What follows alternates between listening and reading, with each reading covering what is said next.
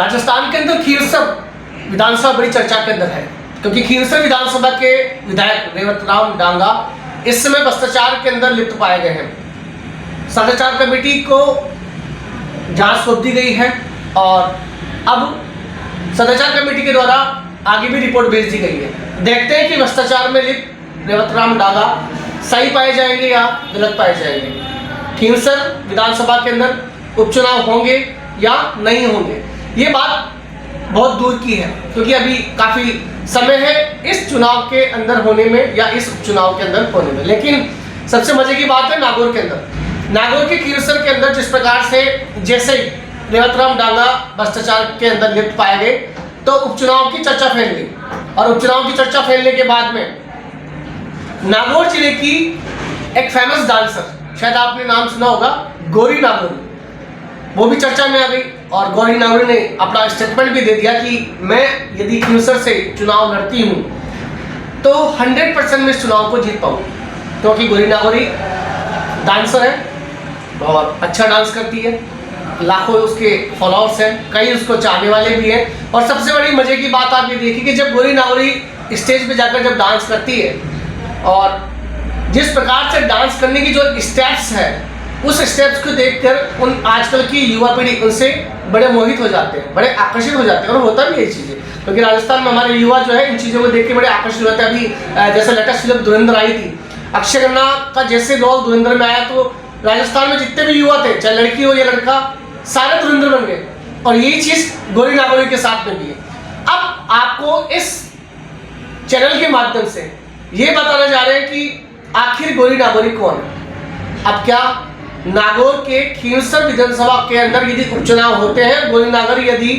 चुनाव लड़ती है, और गौरी नागौरी ने यह भी कहा है कि हनुमान बेनीवाल को हराने का दम भी रखती हूँ, और यह चुनाव जो यदि वह लड़ती है तो भारतीय जनता पार्टी से ही लड़ेगी। गौरी नागौरी को यह सूचना कहाँ तक पहुंच गई इस पर भी पता नहीं है, लेकिन एक बात जरूर बताना चाहेंगे कि अब खीरसर के अंदर क्या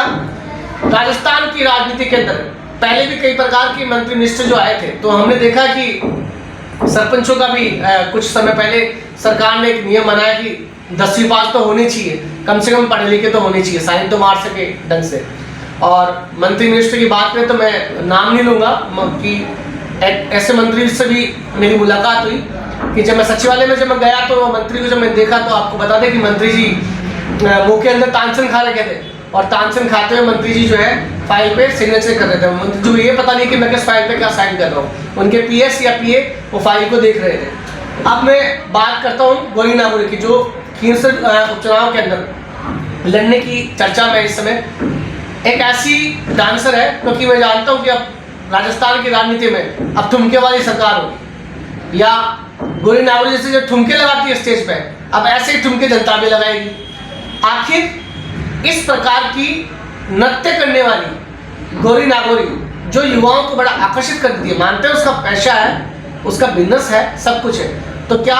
ऐसे लोग जननेता बन सकते हैं? क्या ऐसे लोग जननेता या जनप्रतिनिधि बनकर चुनाव जीत कर क्या जनता की सेवा कर पाएंगे? क्योंकि हमने हिमाचल मंडी के अंदर देखा, हिमाचल के अंदर मंडी विधानसभा जो लोकसभा क्षेत्र है, वहाँ भी हमने देखा कंगना रनौत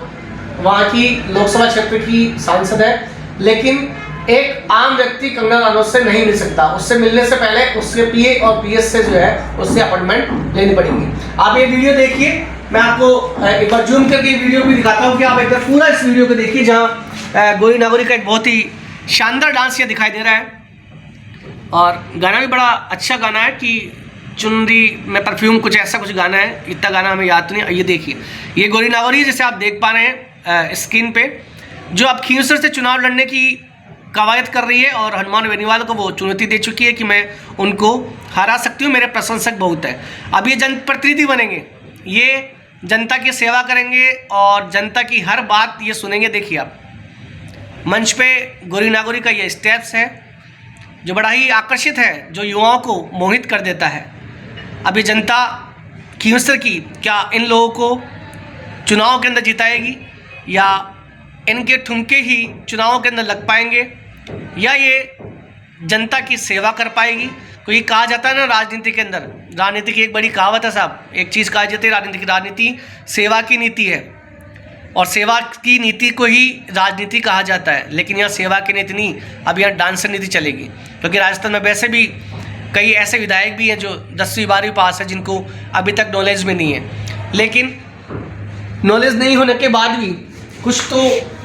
सरकार में बैठे हैं, कुछ कैबिनेट में बैठे हैं, कुछ ऐसे मंत्री भी हैं जो सरकार को चलाते हैं। क्योंकि क्या करें, हमारा शासन ऐसा है, हमारा कानून ऐसा है, नियम ऐसा है। तो कमेंट्स में जरूर बताइए कि क्या गोली नागौरी खींवसर विधानसभा उपचुनाव के अंदर चुनाव लड़ने योग्य है या नहीं।